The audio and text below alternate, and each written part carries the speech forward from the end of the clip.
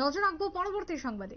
বন্দুকের গুলিতে আহত এক যুবক, গুরুতর আহত বন্দুকের গুলিতে। ঘটনা সোনামুড়ার নদীর পাড় এলাকায় আহত ব্যক্তি বাড়ির আহতের বাড়ি মেলাঘরে, এমনটা খবর উঠে আসছে। তবে কি কারণে এই গুলি, হঠাৎ করে ঘটনা কিভাবে ঘটলো, কেন ঘটলো, কারা রয়েছে এর পেছনে, এখনো পর্যন্ত সমস্ত কিছু খোলসা নয়। তবে আহত যুবককে তড়িঘড়ি নিয়ে যাওয়া হয় স্থানীয় হাসপাতালে, সেখান থেকে রেফার করা হয় জীবিতে চিকিৎসাধীন বর্তমানে গুলি লাগা ব্যক্তি। সোনামুড়া ভারত বাংলা সীমান্তে গোমতী নদীর পাড়ের ঘটনা। গুলিবিদ্ধ হয়ে বর্তমানে চিকিৎসাধীন ব্যক্তি। কি বক্তব্য উঠে আসছে হাসপাতাল থেকেই, শুনুন। বাবার নাম কি? কি করো তুমি? ড্রাইভিং। আচ্ছা, কে বা কারা তোমার ইয়ে করছে?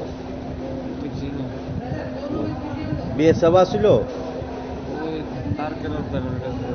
আচ্ছা, কি কারণে গেছিলা তুমি সোনামুড়া? নানার বাড়ি যাওয়ার সময়। কয় রাউন্ড করছে গুলি? আমি দেখছি না তো। আচ্ছা,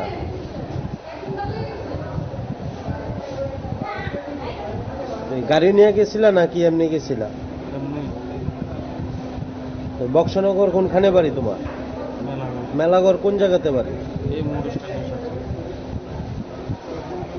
আর যেই জায়গাতে ঘটনা হয়েছে ওই জায়গাটার কি নাম?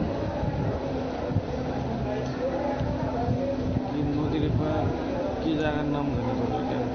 আচ্ছা, আর যে জায়গাতে তোমার গুলি করছে এখান থেকে তার কাটার বেড়া কতটুকু দূরে? 100 মিটার। আচ্ছা, তো ওই জায়গাতে যাওয়ার সময় কেউ বাধা দিছে না তোমারে? কেউ আসিল ওইখানে? কতজন আসিল তোমার সঙ্গে? আমি সিঙ্গেল। কি নাম কইছো তোমার? ইমরান। কি গাড়ি চালাও? প্রাইভেট কার, আমার নিজের। মানে কি গাড়ি? ইকো। আপনারা শুনেন গুলিবিদ্ধ হওয়া ওই ব্যক্তির বক্তব্য। তিনি জানিয়েছেন হাসপাতালে চিকিৎসাধীন অবস্থাতেই যে তার গুলি লাগার, কোথায় গুলি লেগেছে, কটা গুলি লেগেছে এবং কিভাবে গুলি লেগেছে, কিন্তু কারা এই গুলি করেছে তা এখনো পর্যন্ত তিনি জানেন না, বলতে পারেনি। তবে পুলিশের তদন্তে বেরিয়ে আসবে ঘটনার মূল রহস্য। দোষীদের যাতে গ্রেপ্তার করা হয় অনতিবিলম্বে, এমনটাই দাবি উঠে আসছে আহতের পরিবার থেকে। ছোট্ট বিরতির পর ফিরে আসবো, সঙ্গে থাকুন।